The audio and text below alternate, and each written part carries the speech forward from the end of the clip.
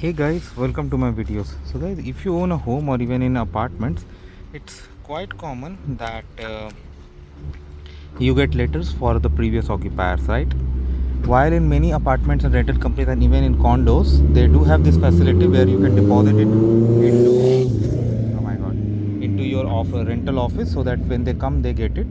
When you are living at home and you get a letter for an occupier who had left like years ago, you have no contact with them, so what you can do in Canada, it's absolutely illegal to throw letters of someone else, so never throw it, okay? Never dump it. If you are receiving for the previous occupier, what you can do, you can simply write this.